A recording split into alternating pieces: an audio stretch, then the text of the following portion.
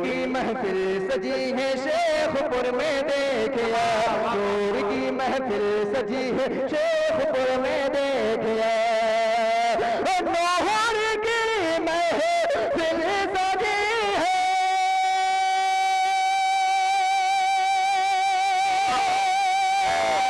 शेखपुर में देखिए,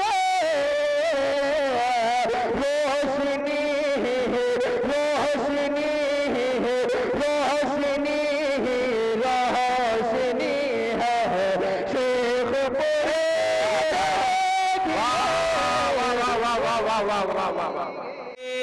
तकबीर, नारे तकबीर, माशाअल्लाह।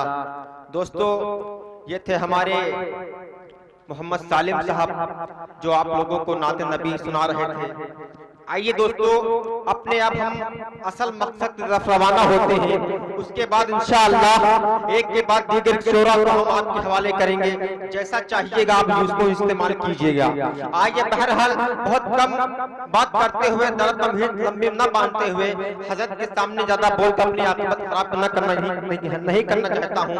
आइए मैं सीधे सीधे ये कह दूं कि इस वक्त में बड़े अदब के साथ हजरत से गुजारिश कर रहा हूँ, हजरत मौलाना मोहम्मद फैयाज साहब कासमी मनकपुर हैदरगढ़ बाराबंकी से तशरीफ लाए हुए हैं। इस वक्त हम उनसे गुजारिश कर रहे हैं कि हजरत तशरीफ लाएं। हजरत की शान में बस इतना कहूंगा, तारुफ के जुमले जाकर जहाँ छोटे पड़ जाया करते हैं, तब उस शख्सियत का नाम बड़े अदब के साथ लिया जाता है। हजरत मौलाना मोहम्मद फैयाज साहब कासमी मनकपुर हैदरगढ़ तशरीफ लाए हुए हैं। इस वक्त हम उनसे गुजारिश कर रहे हैं, इस शेर के साथ हजरत का इस्तकबाल है कि चांद से, फूल से, खुशबू की ज़बान से सुनिए, बोले सुभान अल्लाह। और मतलब बोलो सुभान अल्लाह, एक बार और चाह के बोलो सुभान अल्लाह। माशाअल्लाह कि चांद से, फूल से, खुशबू की ज़बान से सुनिए, हर तरफ आपका किस्सा है, जहां से सुनिए। अरे सबको आता नहीं दुनिया को सजाकर जीना, जिंदगी क्या है ये हजरत की ज़बान से सुनिए। आइए गुजारिश कर रहे हैं, हजरत वाला तशरीफ लाएं और अपने मौज़ूद हजरत से सामान को। अस्सलामु अलैकुम व रहमतुल्लाहि व बरकातुहू। अल्हम्दुलिल्लाह अल्हम्दुलिल्लाह नहमदुहु व नस्तईनुहु व नस्तगफिरुहु व नु'मिनु बिही व नतवक्कलु अलैहि व नऊज़ु बिल्लाहि मिन शुरूरि अनफुसिना व मिन सय्यिआति अमालिना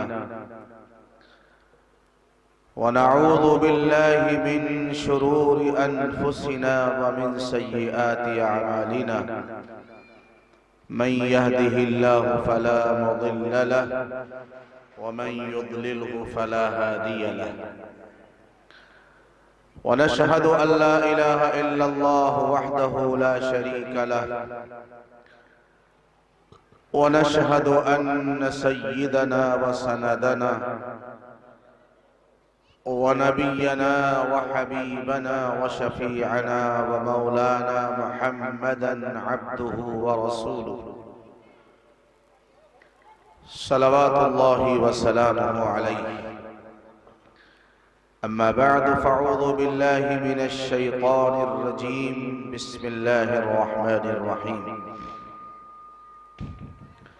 إن الله يأمر بالعدل والإحسان وإيتاء ذي القربى وينهى عن الفحشاء والمنكر والبغي يعظكم لعلكم تذكرون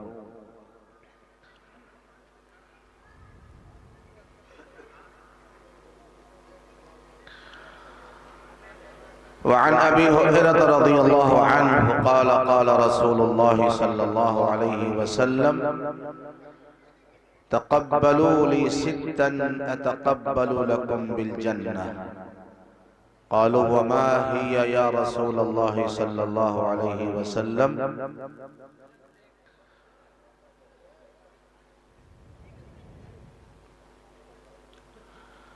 قال رسول الله صلى الله عليه وسلم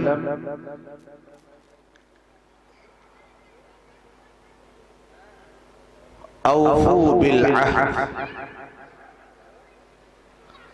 ولا تكذبوا ولا تخونوا वग़ुद्दू अब्सारकुम वहफ़ज़ू फ़ुरूजकुम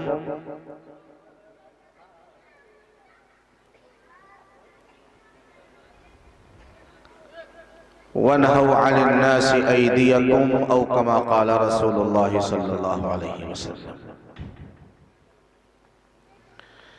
एक बार सारे हज़रात दुरूद शरीफ पढ़ लें। अल्लाहुम्मा सल्लि व सल्लिम व बारिक अला सय्यिदिना मौलाना मुहम्मदिन अब्दिका व हबीबिका व रसूलिक सल्लल्लाहु व सलामुहु अलैहि या रब्बि सल्लि व सल्लिम दाइमन अबदा अला हबीबिका खैरिल खल्क़ि कुल्लिहिम।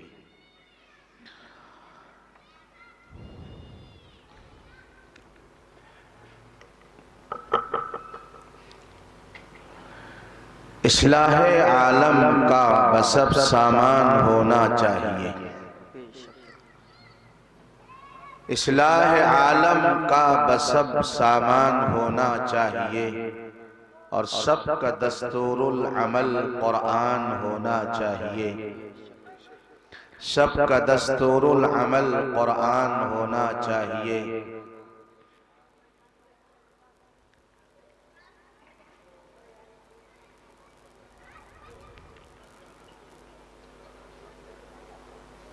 इस्लाह आलम का बसब सामान होना चाहिए और सबका दस्तूरुल अमल कुरान होना चाहिए। बस यही धुन तुझको अब हर आन होना चाहिए। बस यही धुन तुझको अब हर आन होना चाहिए। हक का जारी हर जगह फरमान होना चाहिए। मुस्लिमे खाबीदा उठ हंगामा आरा तू भी हो। मुस्लिमे खाबीदा उठ हंगामा आरा तू भी हो। मांद हो सब मेहर बनकर आशिकारा तू भी हो। और नहीं तेरा नशीमन कसर सुल्तानी के गुंबद पर तो शाही है बसेरा कर पहाड़ों की चट्टानों में। अजीजा ने गरामी, बुजुर्गों, भाइयों और दोस्तों,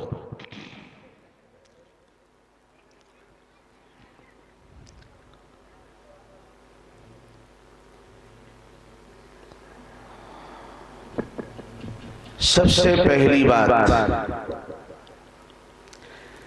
दीन की महफिल में शरीक होने का अदब क्या है। अल्लाह ताला हम सबको अदब वाला बना दे, इसलिए कि हदीस पाक के अंदर आता है और फारसी का मकूला है, बाअदब बानसीब बेअदब बेनसीब। जो लड़का, जो नौजवान, जो इंसान महज़्ज़ब होता है उसकी जिंदगी में अदब होता है। अदब का मतलब बड़े के साथ कैसा मामला किया जाए, उस्ताद के साथ क्या मामला किया जाए, इमाम साहब के साथ क्या मामला किया जाए, अपने वालिद और वालिदा के साथ किस तरह पेश आया जाए, कोई आलिम दीन है तो उसके साथ क्या मामला किया जाए,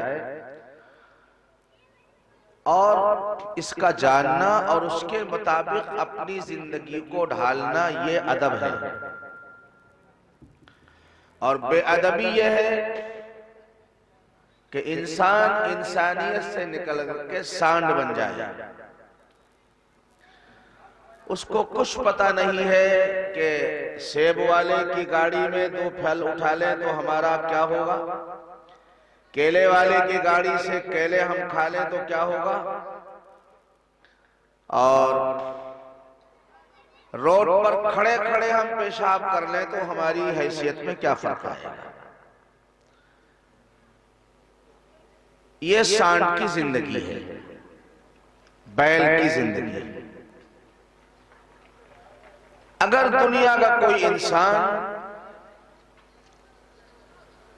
माँ को माँ नहीं समझता, बाप को बाप नहीं समझता, बड़े का अदब और एहतराम नहीं करता, उसको ये नहीं तमीज है कि हम पश्चिम की तरफ रुख करके पेशाब कर रहे हैं या पूरब की तरफ रुख करके पेशाब कर रहे हैं, हमारा किबला व काबा किधर है, खड़े खड़े बैठकर पेशाब करना है या बैठकर पेशाब करना है, जानवरों की तरीके से खड़े खड़े खाना और चरना है या बैठकर अदब के साथ खाना है, तो उसमें और बैल में कोई फर्क नहीं। कहने को अपने आप को वीआईपी कहता हो, 20 लाख की गाड़ी से उतरा हो, लेकिन अल्लाह उसके रसूल की निगाह में वो बैल है, उससे भी ज्यादा गया गुजरा है। थोड़ा साउंड कम कर बेटा।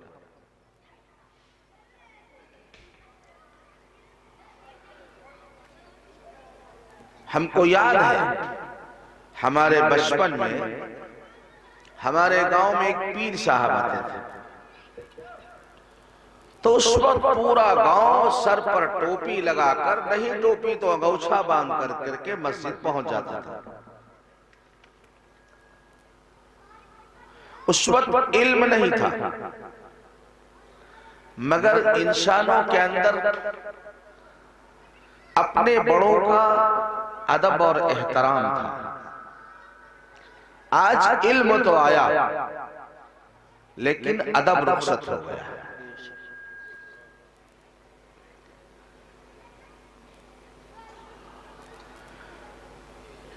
बीड़ी का आदी लड़का अपने बाप के सामने बीड़ी नहीं जलाता था।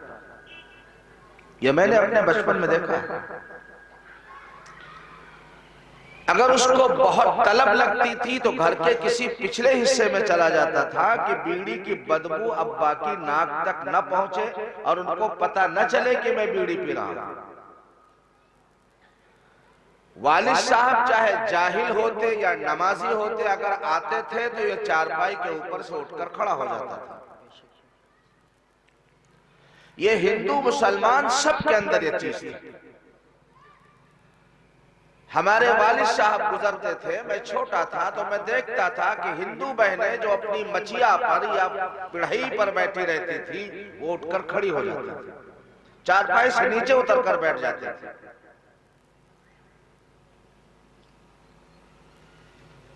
ये तो इंसानों का एहतराम।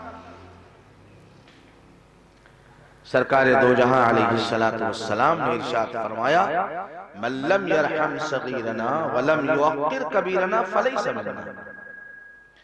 जो हमारे छोटों पर रहम न करे और हमारे बड़ों का अदब न करे, उसका हमारी उम्मत से कोई ताल्लुक नहीं।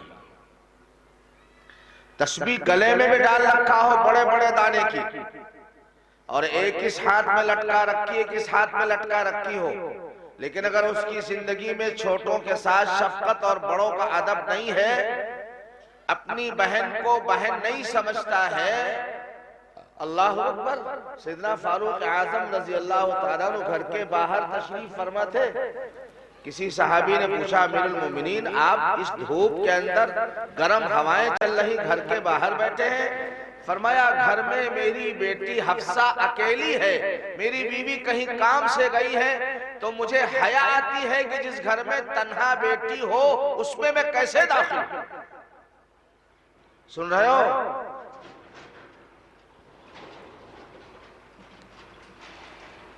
घर में बेटी तन्हा है, बीवी किसी काम से गई है, मेरी हिम्मत नहीं पड़ती कि बेटी घर में तन्हा हो और मैं उस घर के अंदर रहूं।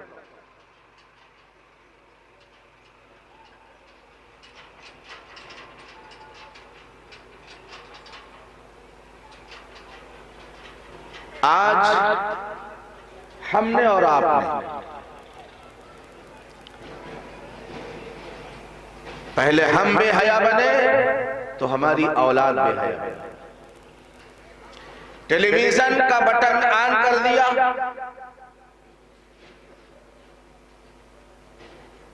जो लोग दीन से दूर हैं उनकी बात नहीं कर रहा हूं, जो जरा अपने आप को दीनदार कहते हैं, कहीं मौला साहब को खाली खबरें सुन रहे हैं। खबरों में आम तौर पर लड़कियां होती, वो तुम्हारी बेटी है, बहन है, भतीजी है, वो जो खबरें सुना रही है टेलीविजन पर, वो तुम्हारी खाला है, उसके चेहरे को देखना जायज है?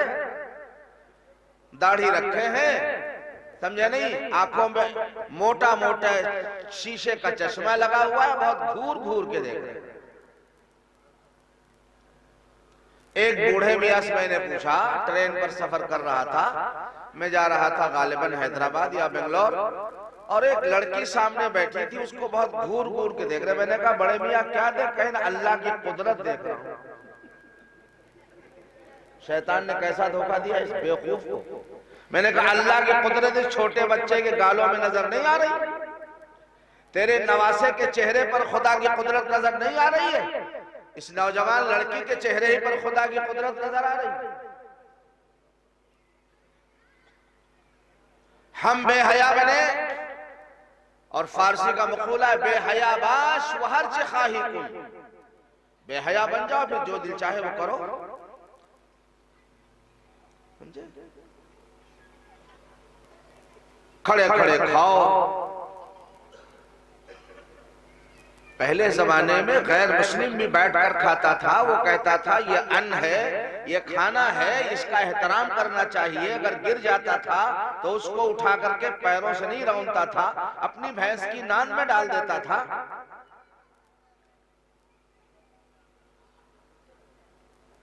कल मैं एक निकाह में था लखनऊ के अंदर।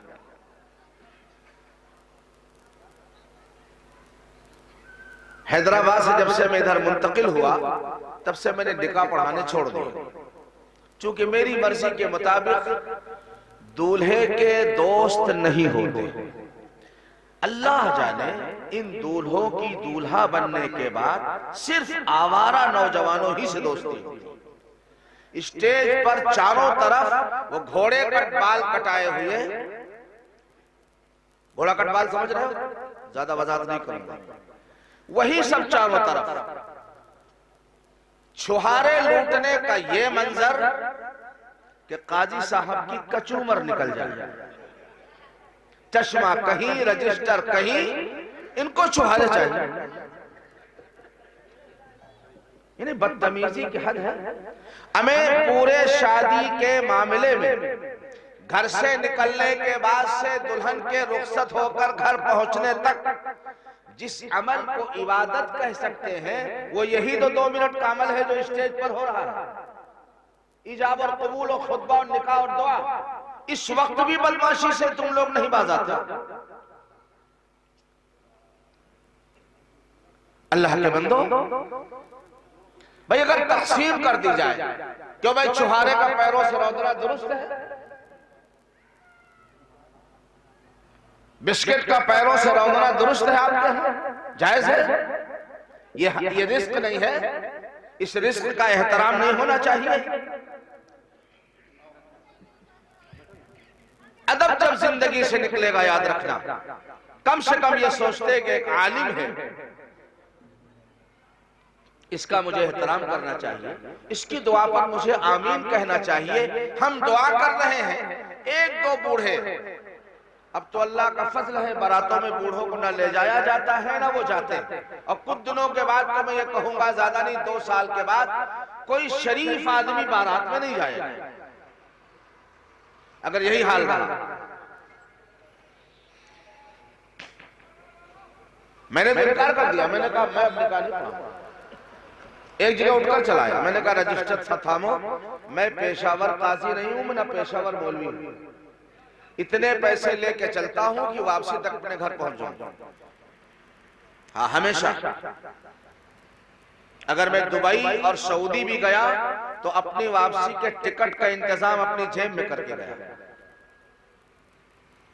हम मोहताज नहीं आपके, आपकी दौलत आपको मुबारक। शरीयत के हुदूद में रह करके मेरे साथ आप मामला करोगे, अल्लाह उसके रसूल की बातें बताएंगे। अपने आप को जलील रुसवा करके हम तुम्हारा निकाह नहीं पढ़ाएंगे।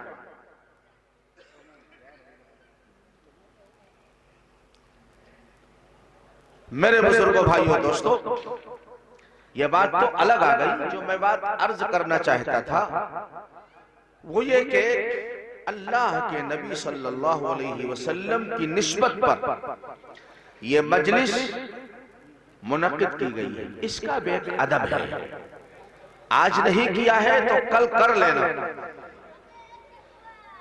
बावजू टोपी लगाकर, ये देखने वाला समझे कि ये हाँ आज अल्लाह के रसूल की प्यारी और मुबारक बातें सुनने जा रहे हैं। ये कोई मनोरंजन देखने नहीं जा रहे हैं, ये कोई तमाशाई बनकर नहीं जा रहे हैं। ये अल्लाह के रसूल हजरत मोहम्मदुर रसूलुल्लाह सल्लल्लाहु अलैहि वसल्लम की मुबारक बातें सुनने के लिए जा रहे हैं।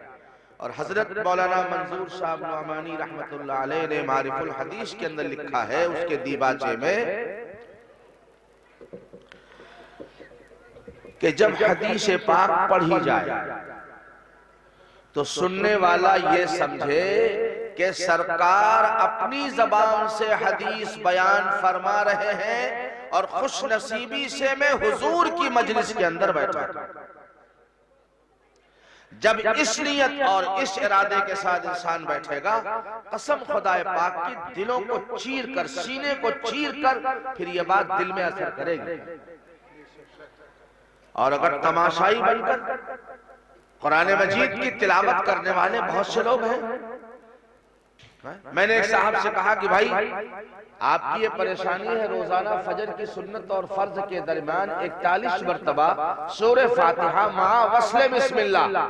मां वस्ल बिस्मिल्लाह क्या है, ये इन हजरात उलमाए किराम से अपने मदरसे का असातिज़ा से पूछ लेना। अच्छा पढ़ा करो, दम करके मरीज को पिला दो, इंशाअल्लाह 40 दिन में खुदा बड़ी से बड़ी मुहलिक बीमारी से नजात अल्लाह अता फरमा देगा।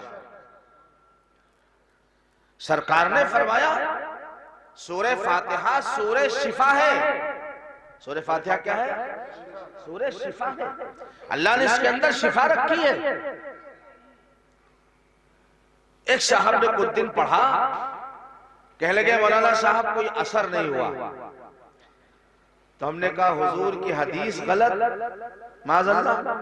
कहीं नहीं। हमने कहा तेरी जबान झूठी, तेरी जबान झूठी। इस जबान से तो दिन भर गाली बकता है, डंडी मारता है, लोगों के गीबत और चुगली करता है। इसका असर ये तो इस काबिल है ही नहीं कि इस पर अल्लाह का कलाम जारी हो सके। आप बदबूदार जगह पर इतर रख दो, कुछ दिनों के बाद बदबू उस पर गालिब आ जाएगी। ये जबान है, इस जबान की हिफाजत अगर आपने नहीं की, इससे आपने दूसरों की चुगली की, गीबत की, दूसरों की बहनों बेटियों की आबरू से खिलवाड़ आपने किया, और फिर आप इससे अल्लाह का कलाम पढ़ें, वो तो अल्लाह का ये फजल मानो कि अल्लाह जबान खींच नहीं लेता, वरना अल्लाह कह सकता है तेरी जबान इस काबिल है ही नहीं कि इस जबान पर मेरा कलाम जारी हो। खबरदार अगर इससे मेरा कलाम पढ़ा तो जबान तेरी खींच लूंगा बाहर। ये अल्लाह का फजल है कि अल्लाह जबान नहीं खींचते।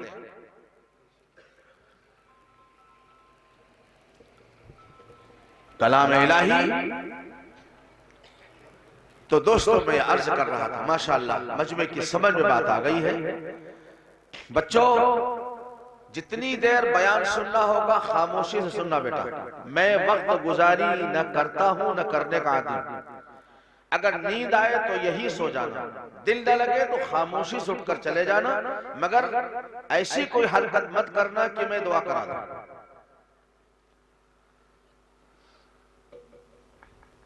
अल्लाह के नबी अलैहिस्सलातु वस्सलाम की मजलिस कुरान सुनो। मैं उस मौजू पर आ रहा हूं जो मैंने आयत पढ़ी थी। सरकार दो आलम सल्लल्लाहु अलैहि वसल्लम ने जब अपनी नबूवत का ऐलान फरमाया तो करीब के एक कबीले को पता चला कि मक्के में किसी ने पैगंबरी और नबूवत का दावा किया है। उस कबीले का सरदार था अक्सम सैफी, नाम याद रखना। अक्सम सैफी ने इरादा किया कि मैं खुद जाऊं और जिस शख्स ने नबी होने का दावा किया है उससे मुलाकात करूं। मगर वो कबीले के सरदार थे, मसरूफियत ज्यादा थी, तो उन्होंने अपने कबीले के एक आदमी को भेजा और कहा जाओ जिन्होंने पैगंबर और नबी होने का दावा किया है। और वो कौन थे? हम सब के आका, हम सब के सरों के ताज हजरत मोहम्मदुर रसूलुल्लाह सल्लल्लाहु अलैहि वसल्लम। अक्सम सैफी का कासिद आया, रसूलुल्लाह सल्लल्लाहु अलैहि वसल्लम से मुलाकात की। उसने दो ही सवाल किए, बहुत मुख्तसर। उसने कहा मन अंता वमा अंता, तुम कौन हो और क्या हो? मन अंता वमा अंता। अल्लाह अकबर। वो अपने अगर कबीले का फसीहुल लिसान इंसान था तो हजरत मोहम्मद रसूलुल्लाह सल्लल्लाहु अलैहि वसल्लम तो अफसहुल लिसान थे। आपने जवाब बहुत मुख्तसर दिया, फरमाया अना मुहम्मद इब्न अब्दिल्लाह अना मुहम्मद रसूलुल्लाह सल्लल्लाहु अलैहि वसल्लम। मैं अब्दुल्लाह का बेटा हूं, मेरा नाम मोहम्मद है। यह मन अंता का जवाब था। वमा अंता अना मुहम्मदुर रसूलुल्लाह, मैं अल्लाह का रसूल हूं, मेरा नाम मोहम्मद है सल्लल्लाहु अलैहि वसल्लम। ये मेरी हैसियत है कि मैं अल्लाह का रसूल हूं, पैगंबर हूं, नबी हूं। उस शख्स ने कहा आपका पैगाम क्या है? सुनो दोस्तों, आपका पैगाम क्या है? रसूल पाक सल्लल्लाहु अलैहि वसल्लम ने कुरान मजीद के 14वें पारे की एक आयत तिलावत फरमाई। अऊज़ु बिल्लाहि मिनश शैतानिर रजीम, इन्नल्लाह यअमुरु बिल अदलि वल इहसान व ईताइ दिल कुर्बा व यन्हा अनिल फहशाइ वल मुनकरि वल बगी यइदुकुम लअल्लकुम तज़क्करून। आपने ये आयत मुबारक तिलावत फरमाई, फैयाज ने पढ़ी तो आपको कुछ अच्छा लगा। अगर ये तिलावत अल्लाह के प्यारे नबी ने की हो तो कितना अच्छा लगा। सोचो, अल्लाह अकबर, जिस नबी के कल्बे मुबारक पर कुरान उतरा हो और जो पाक नबी कुरान के हकाइक असरार और रुमूज से वाकिफ हो, उस जात ने जब कुरान की तिलावत की होगी, सामने वाला शख्स झूमने लगा, कसम खुदा की। हाँ, जैसे तुम रंडियों के गाने सुनकर झूमते हो, अल्लाह सबकी हिफाजत फरमाए, वो शख्स झूमने लगा। उसने फिर कहा हुजूर दोबारा पढ़िए। हुजूर ने दोबारा पढ़ा, फिर पढ़िए।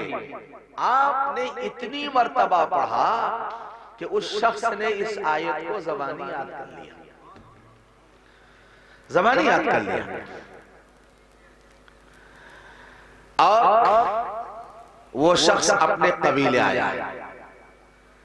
अक्सम सैफी ने तमाम कबीले और बिरादरी के लोगों को इकट्ठा किया तो अक्सम सैफी ने अपने कासिद से, जो नुमाइंदा गया था, उससे कहा तुमने क्या देखा और क्या सुना? उसने बताया कि मैंने जो सवाल किया, सवाल का जवाब यह है कि उनका नाम है मोहम्मद, सब कहो सल्लल्लाहु अलैहि वसल्लम। अब्दुल्लाह के बेटे हैं और वो अल्लाह के रसूल हैं। कहा कुछ लेकर आए हो? कहा एक आयत कुरान की याद करके आया। उस आयत की जब तिलावत इस शख्स ने की, अभी इसमें कोई मुसलमान नहीं था, ये जो सुन रहे थे सब काफिर थे, लेकिन अरबी जानते थे। और कुरान का एक ऐसा जादू है जो सर चढ़ के बोलता है। मैं आपके इल्म के लिए बता रहा हूं कुरान का जादू होता क्या। 1980 में दारुल देवबंद का 100 साला जलसा हुआ, जश्न 100 साला, जिसमें शायद कुछ हजरात उलमाए किराम जो मुअम्मर हो उनको याद होगा। 1980 में वो मेरा पहला साल था देवबंद में दाखिले का। बीबीसी लंदन की खबर के मुताबिक 70 लाख का मजमा था, 3 दिन का इजलास। 70 स्पेशल ट्रेनें गवर्नमेंट ने चलाई थी, हैदराबाद से, बेंगलोर से, मद्रास से, कलकत्ते से स्पेशल ट्रेनें चली थी। अलग बाकायदा स्टेशन बना था उसके लिए जलसेगाह के पास। उस वक्त बहुत से हजरात, बड़े बड़े उलमा, सारी दुनिया के उलमा, मस्जिद अक्सा बैतुल मुक़द्दस के इमाम, सऊदी अरब के बड़े बड़े फरमारवा, उसमें दुनिया इस्लाम के मशहूर कारी अब्दुल समद अब्दुल बासित ये भी तशरीफ लाए। दूसरे दिन असर से मगरिब तक उनकी तिलावत का प्रोग्राम था। खिदमत के लिए मेरी ड्यूटी स्टेज पर थी, लोगों को पानी वानी चाय वाय पिलाने के लिए। यह मुझ जैसे तालिब इल्म के लिए बहुत बड़ा एजाज था।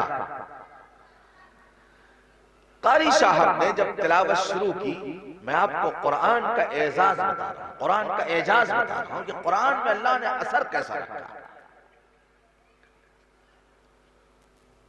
हमारे प्रोग्रामों में, हमारे जलसों में, हमारे इज्तिमाअत में पुलिस का कोई काम नहीं रहता।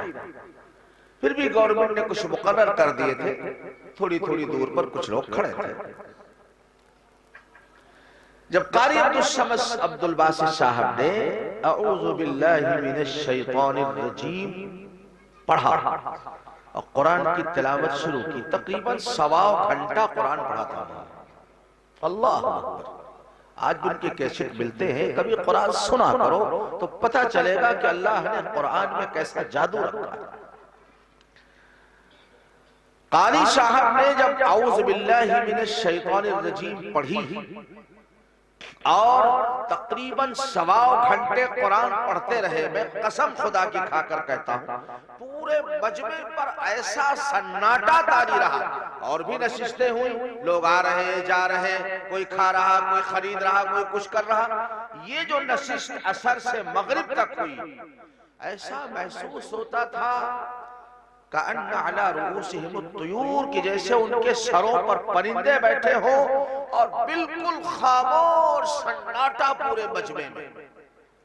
1.25 घंटे कुरान मुकद्दस पढ़ने के बाद जब उन्होंने सदक़ल्लाहुल अज़ीम पढ़ा, मैंने बास पुलिस वालों को देखा औज़ु बिल्लाह पे सर झुकाया तो कसम रब्बे कायनात की 1.25 घंटे सर नहीं उठाया उन्होंने।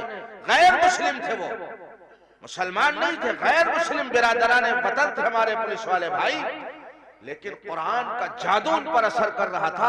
1.25 घंटे के बाद जब कारी साहब ने सदक़ल्लाहु मौलाना अज़ीम पढ़ी है, तब यूं महसूस हुआ कि हम किसी और दुनिया के अंदर सैर कर रहे थे। ये मैं इसलिए भी अर्ज कर रहा हूं कि कहीं ना कहीं से इस जलसे की निस्बत आपके मदरसे से भी है। हालात हैं, हमेशा ये हालात नहीं रहेंगे। हाँ, हमेशा पतझड़ नहीं रहता है, हमेशा खिज़ा नहीं रहती है। मौसम बहार भी आता है, मौसम बहार आएगा, इस मुल्क के अंदर भी बहार का मौसम आएगा इंशाअल्लाह। हाँ, फिर क़ाल अल्लाह क़ाल रसूल की सदाएं गूंजेंगी इंशाअल्लाह। ये मदरसे फिर आबाद होंगे, मस्जिदें आबाद होंगी और बहुत से मंदिर, गिरजाघर, चर्च सब आबाद होंगे। समझे नहीं? हमेशा खिज़ा का मौसम नहीं रहेगा। अल्लाह तबारक व तआला हालात को बदलेंगे और आपको अपने बच्चों को फिर दीन की तरफ मुतवज्जे करना होगा और उनको कुरान पढ़ाना होगा। सवाल ये आमतौर पर पैदा होता है कि मेरा बच्चा कुरान पढ़कर करेगा क्या?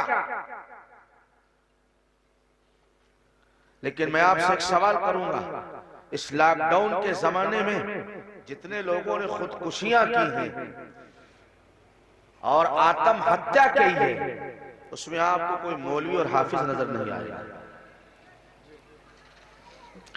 ठीक है, हो सकता है उसने फाका किया हो सकता है भुखमरी का शिकार हुआ हो सकता है उसके घर में चूल्हा न जला हो, लेकिन उसका खुदा की जात पर वो ईमान और एतमाद था। वो जानता था अल्लाह का फरिश्ता सूरज के निकलने के साथ ऐलान करता है, ए बंदे खुदा, हराम की तरफ दौड़ने वाले, चोरी और डकैती की तरफ जाने वाले, जुआ और सूद और रिश्वत की तरफ दौड़ने वाले, ठहर जा, हलाल तेरे पीछे आ रहा है,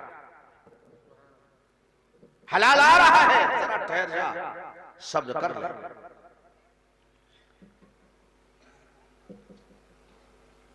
यही कारी अब्दुल बासित साहब अफ्रीका तशरीफ ले गए। मैं कुरान से क्या इज्जत मिलती वो आपको बता रहा हूं। अफ्रीका तशरीफ ले गए। बड़ी अजीब बात है, सुनो।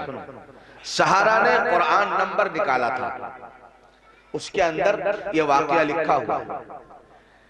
कारी साहब जब अफ्रीका के एयरपोर्ट पे उतरे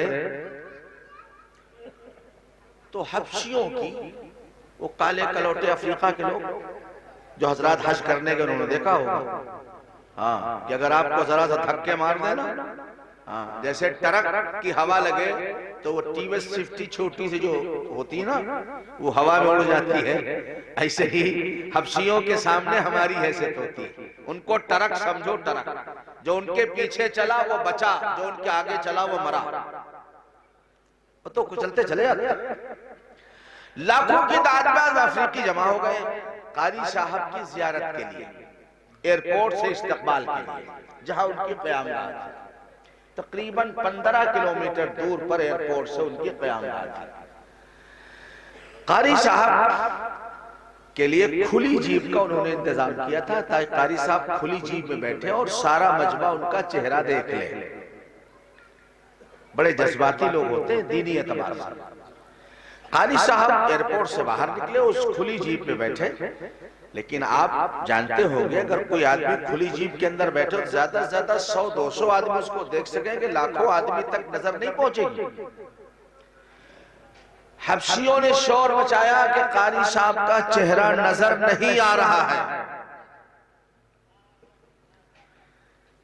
आगे जो बात हुई वो दुनिया का वाहिद और मुनफरिद वाक़या है। ये दुनिया के किसी बादशाह के साथ, दुनिया के किसी बड़े से बड़े फरमा रवा के साथ ये मामला नहीं हुआ। हबशियों ने कारी साहब के चेहरे को, तमाम लोगों को जो रोड के किनारे कतारें बांधे हुए खड़े थे 15 किलोमीटर तक, लाखों की तादाद में, सबको कारी साहब का चेहरा नजर आ जाए, उन्होंने जिस तरीके से दूल्हे का डोला, अब तो कारों का जमाना है, पीनस जानते हैं आप, पहले दूल्हे को बिठा के ले जाते थे कहार को कंधे पे रख करके, देखा है? चच्चा से पूछना पीनस किसे कहते हैं, डोली किसे कहते हैं, डोला किसे कहते हैं, समझे? जैसे डोला कंधे पे उठाया जाता है, उन हबशियों ने कारी साहब जिस जीप में बैठे हुए थे वो पूरी जीप अपने सरों पर उठा ली। समझ रहे हो क्या किया? पूरी जीप सरों पर उठा ली और 15 किलोमीटर तक उस जीप को सरों पर लेकर गए ताकि हर इंसान कारी साहब के चेहरे को देख ले। मैंने कहा ये कारी साहब के खाल और बाल की इज्जत नहीं हो रही थी, ये कारी साहब जो अल्लाह के मुकद्दस कलाम को बहुत खूबसूरत अंदाज में पढ़ते थे, उस कलामे इलाही के जज्बात की रियायत और उसका तहफ्फुज और उसका एजाज हो रहा था। कारी साहब के कपड़ों की इज्जत नहीं हो रही थी, न कारी साहब के खाल और बाल की इज्जत की जा रही थी, ये कलामे इलाही की इज्जत थी। इसलिए मेरे दोस्तों और बुजुर्गों, हम अगर इज्जत चाहते हैं, गर्मी क्या है, गर तुमी खाही मुसलमान अजीस्तन नीस्त मुमकिन जुज़्ब कुरआजीस्तन। और अल्लाह ने क्या फरमाया, फलिल्लाहिल इज्जतु वलिरसूलिही वलिलमुमिनीन वलाकिन्नल मुनाफिकीन ला यअलमून। इज्जत तो अल्लाह के लिए, उसके रसूल के लिए, और जो अल्लाह उसके रसूल को मानते हो उनके लिए इज्जत है। इज्जत अल्लाह ताला ने आपके लिए रखी है, मगर शर्त क्या है? शर्त क्या है? ईमान। ईमान शर्त है। चलिए फिर वही अक्सम सैफी ने कबीले के लोगों को इकट्ठा किया, कहा क्या लेकर आए? कहा एक कुरान की आयत ज़बानी हजरत मोहम्मद सल्लल्लाहु अलैहि वसल्लम से मक्के से सीख कर आया। सारा मजमा इकट्ठा था। जब इन्होंने ये आयत पढ़ी, फिर आप सुनिए, ये आयत आपको याद होनी चाहिए। आप कहोगे क्यों? जुमे के हर दूसरे खुतबे में खतीब इसकी तिलावत करता है, मगर हम कैसे जाते हैं? जब बिल्कुल अजान होती है तो बाल्टी लोटा उठाते हैं, साबुन वाबुन लगाने तक और क्रीम पाउडर, बाज नौजवान जो जरा सऊदी उदी से लौट कर आए हैं, स्प्रे मारने तक खुतबे की अजान शुरू हो जाती है। इस बेचारे को कुछ पता नहीं होता है कि मैंने क्या सुना है और क्या कहा गया है, वरना हर जुमे में तकरीबन हर खतीब जुमे के दूसरे खुतबे में कुरान मुकद्दस की इस आयत को पढ़ता है, जिसका रिवाज हजरत उमर बिन अब्दुल अजीज रजी अल्लाह अन्हु के जमाने खिलाफत से राइज हुआ इस आयत को खुतबे शानिया में पढ़ने का। इन्नल्लाह यअमुरु बिल अदल वल इहसान। जब ये आयत तिलावत की अक्सम सैफी के कासिद ने, तो अक्सम सैफी के तबीयत में एक वज्द पैदा हो गया है। वज्द जानते हो? कोई अच्छी नात पढ़े तो आपका दिल मचलता है, अच्छा कुरान पढ़े तो आपका दिल मचलता है। अक्सम सैफी का दिल मचलने लगा और उसने चंद अल्फाज कहे, वल्लाहि इन्ना लहू लहलावतन,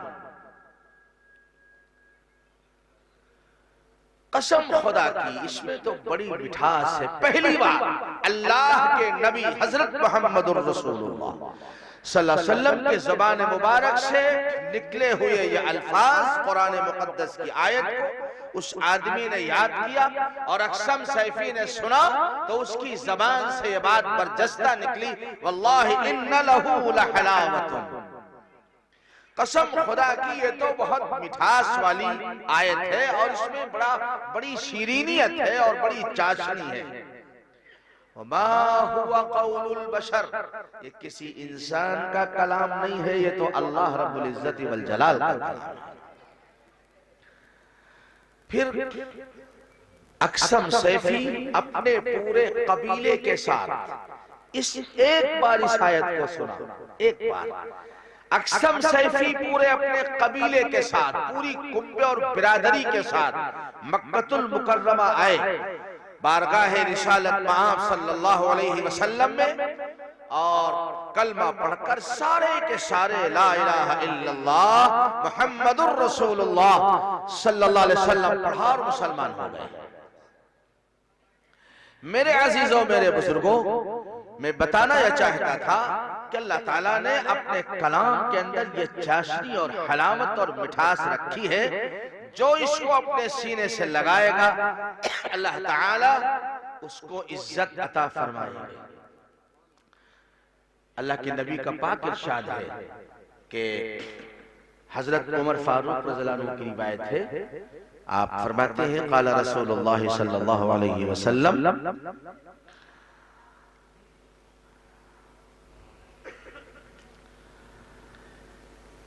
हजरत उमर फारूक रज़ियल्लाहु अन्हु फरमाते हैं कि रसूल पाक अलैहिस्सलातु वस्सलाम ने इरशाद फरमाया कि ये कुरान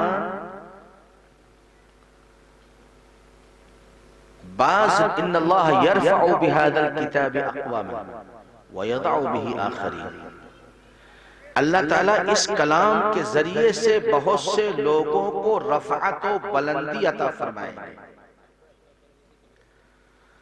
और बहुत से लोगों को अल्लाह ताला नीचे डाल देंगे, पस्त कर देंगे।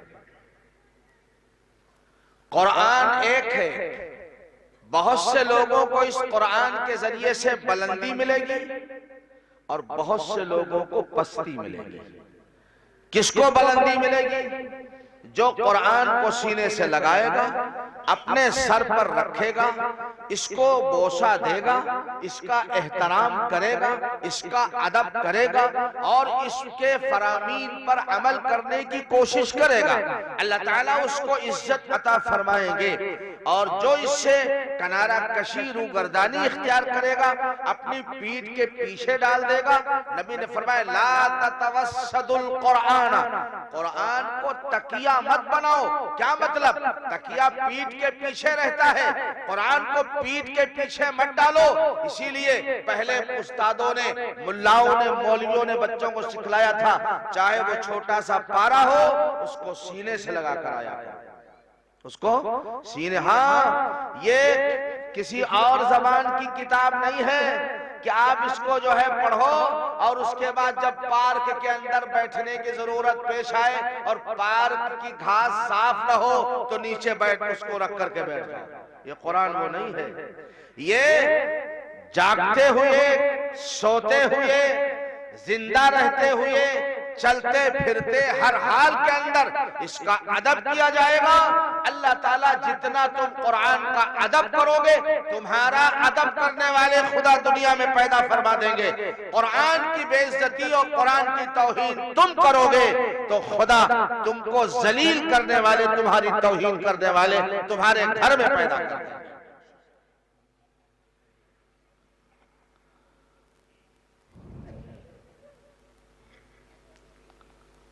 अल्लाह तबारक व तआला ने हमें और आपको कुरान अता फरमाया है। अब ये आयत जो मैंने तिलावत की इसके बारे में मुझे चंद बातें अर्ज करना। अल्लाह ने फरमाया इन्नल्लाह यअमुरु बिल अदलि वल इहसानि व ईताइ ज़िल कुर्बा।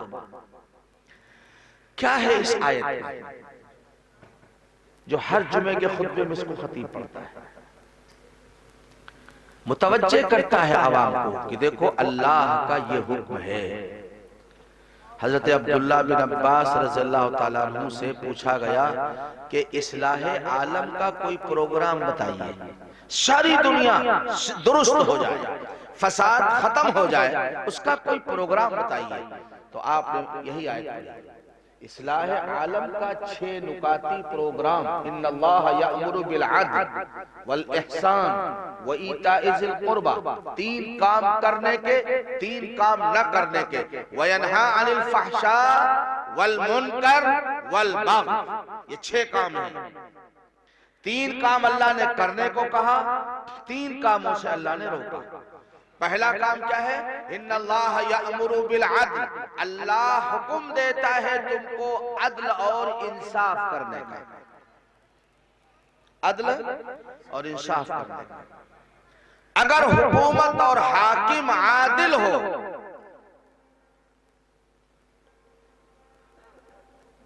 तो दुनिया का कोई इंसान परेशान नजर नहीं आएगा।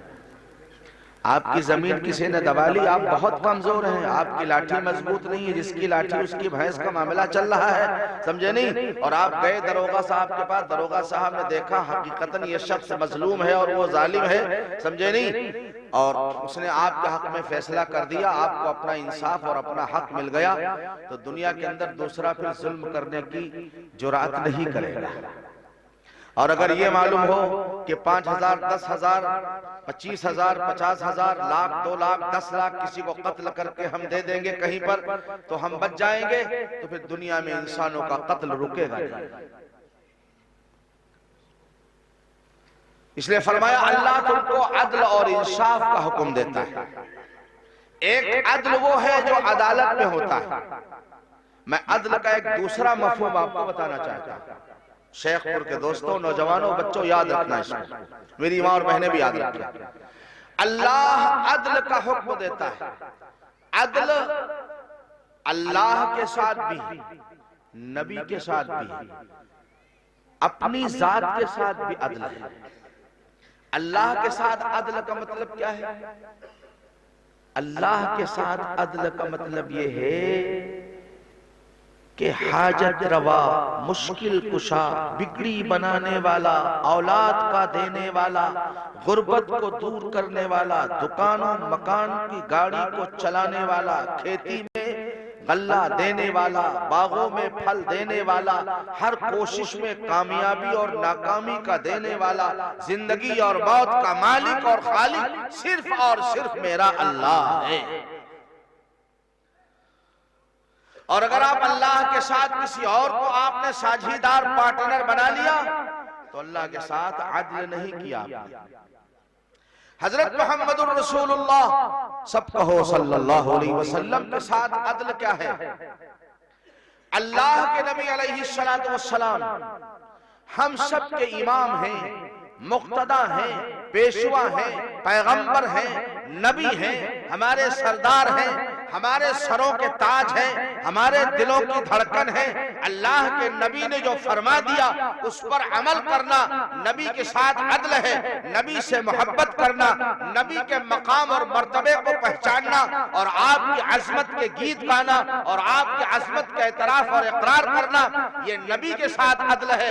अगर कोई आदमी हजरत मोहम्मद सल्लल्लाहु अलैहि वसल्लम की सुन्नत को नाली के अंदर डाल रहा है, हजरत मोहम्मद सल्लल्लाहु अलैहि वसल्लम की सुन्नत, मसलन एक आदमी ने दाढ़ी रखी और हमने कहा भाई आप दाढ़ी रख लो।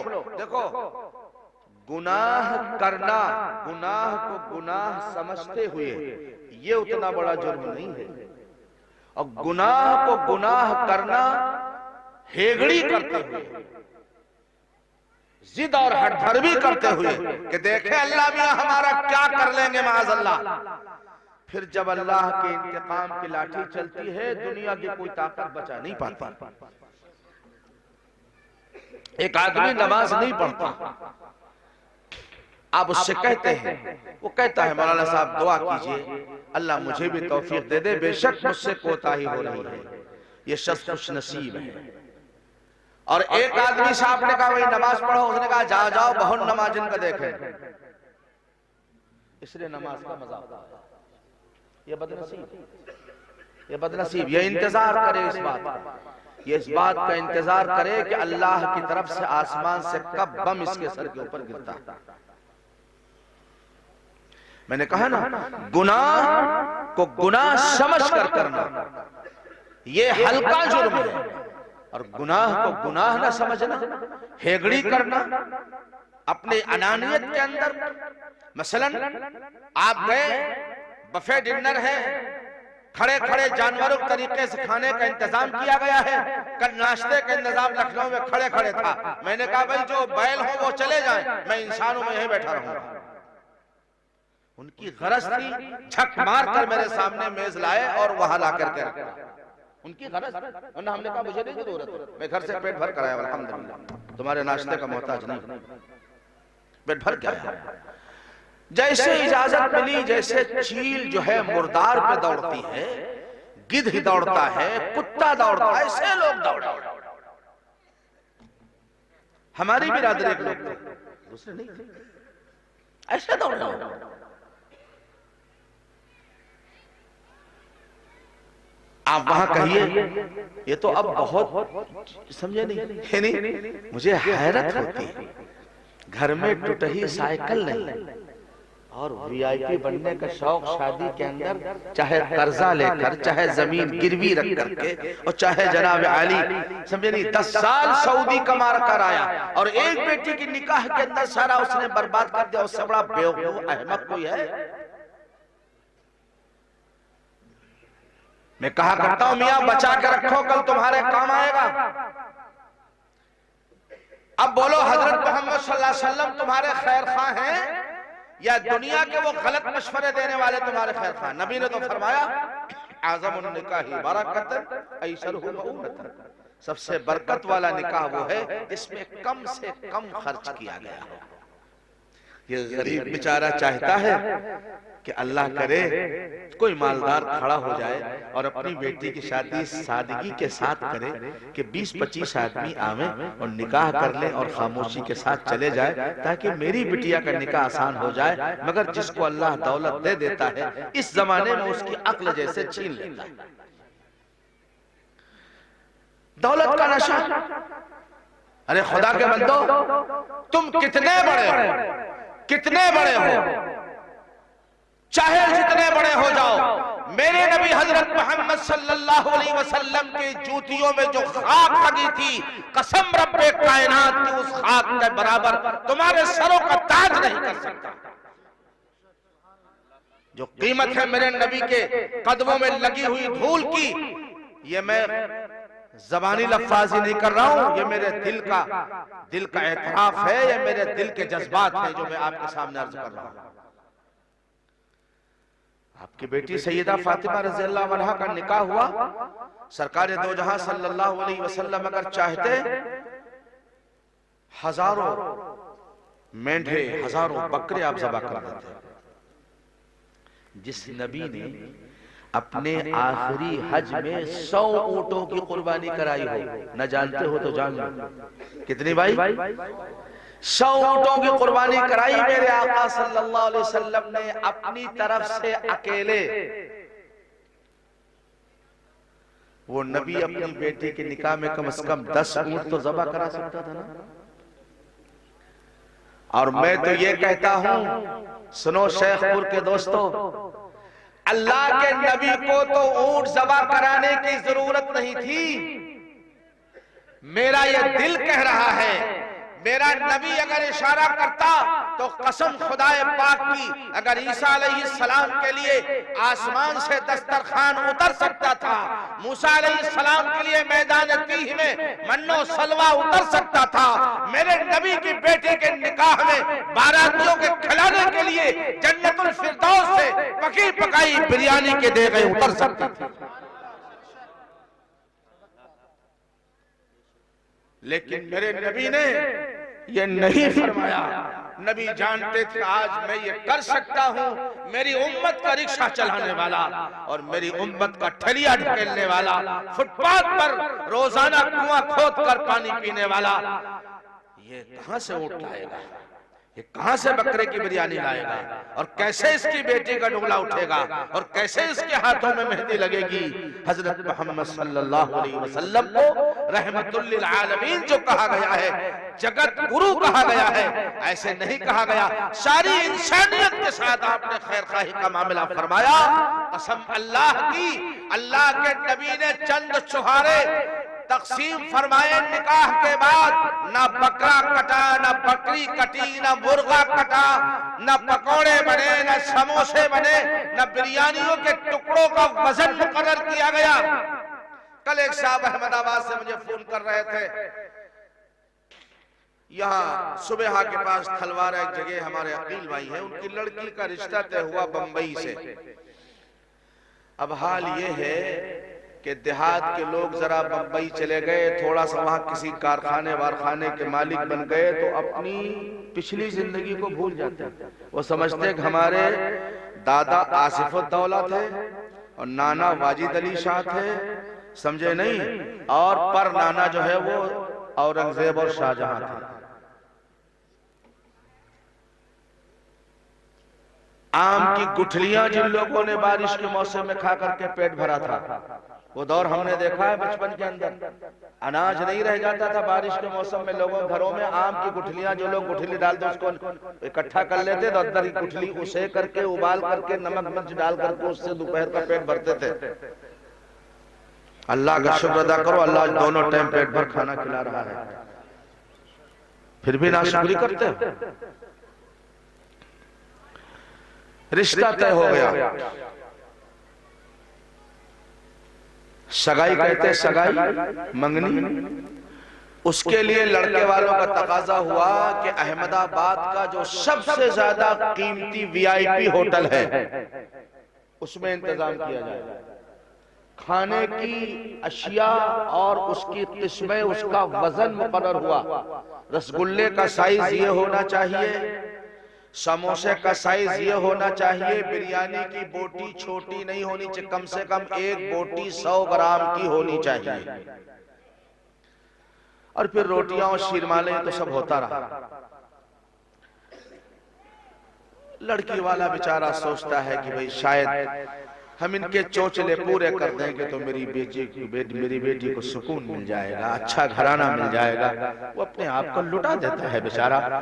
उस सब तैयार हो गया, वो इंसान तैयार हो गया। 4 दिन बाकी रह गए, कारण तकसीम हो गए। लड़की वाले ने लड़के के लिए, लड़के के बाप के लिए, उसकी माँ के लिए, उसकी बहनों के लिए, उसके भाइयों के लिए, उसके भतीजों के लिए सब जोड़े तैयार करा लिए। तो ये भी मुसीबत आ गई है ना। अभी तक खाली दूल्हे का जोड़ा था, दूल्हे के साथ सबके जोड़े, इसी में लुट गया। 50,000 के जोड़े। 4 दिन पहले सगाई से फोन आया, हमको रिश्ता मंजूर नहीं है, हम नहीं आएंगे। उसके बाद स्विच ऑफ कर लिया, स्विच ऑफ। क्यों भाई? क्या होगा? ये हमारी तुम्हारी बेटियां किसके हवाले होगी? अगर हर मालदार, हर जरा सा कमाने वाला, हर जरा सा अपने हैसियत रखने वाला, समाज में, माशरे में, सोसाइटी में जरा सा थोड़ा सा कदावर अगर शख्स है, हर इंसान ये सोचेगा, तो ये बेटियां क्या कुत्तों और पिल्लों के हवाले की जाएंगी? क्यों समझ में नहीं आता? ये जुल्म है, ये जुल्म है। अल्लाह के नबी अलैहिस्सलाम ने हमें और आपको इंसाफ करना सिखाया है। लड़के वाला अपनी जात के साथ, लड़की वाला अपनी जात के साथ। मेला लगा हुआ है, किसको दे रहे हैं आप? ये फ्रिज, ये कूलर, ये अलमारी आप किसे? अपनी बेटी को दे रहे हैं ना, तो बाजार लगाने की जरूरत क्या? तुमसे बड़ा बेहुदा कोई है? फिर बास वो कपड़े, अपनी बेटी के पहनने के कपड़े, मैंने आज से 35 साल पहले हजरत मौलाना अयूब साहब कुर्सी के पास अलमारी है, इमदादुल उलूम जैदपुर के उस्ताद थे, उन्होंने बताया था कि औरतों के कपड़ों का भी पर्दा है, औरतों के कपड़ों का भी पर्दा है। फिर मौलाना ने खुद फरमाया कि हम लोग एक तालाब के किनारे से गुजर रहे थे, वहां धोबी ने औरतों मर्दों सब के कपड़े धुल करके फैलाए थे। एक नौजवान मनचला चला जा रहा था, एक सलवार उड़ा हुआ गली में पड़ा था, उस सलवार को देखा, उसने कहा सलवार इतना खूबसूरत है, सलवार वाली कितनी खूबसूरत होगी। बात समझ में आ रही है? इस बेहूदे से पूछो कि तूने अपनी लड़की को पहनाने कपड़े जो दिए हैं उसकी बाजार लगाने की क्या जरूरत नहीं? फिर बाज वो कपड़े जिस्म के अंदर के जो बेटी अपने बाप से भी नहीं कह सकती, अपने शौहर के अलावा, उन कपड़ों की नुमाइश आप करा रहे हो। है कोई तुमसे बड़ा बेहया? अरे यार अल्लाह के बंदे, तुझे देना है, आप 10 लाख का सामान दे रहे हो, एक दिन पहले भिजवा दो, कोई ना देखे। कम से कम जो बारात में लोग आ रहे हैं, हमारे जैसे मन चले लड़के देखकर ये कहेंगे अल्लाह मियां हमारी ओब्बा ऐसी जगह कहो हमारा रिश्ता तय करते तो ज्यादा अच्छा रहा। 2,10,000 की बुलेट, और जिसको दी गई है उसके घर में टूटी साइकिल नहीं है।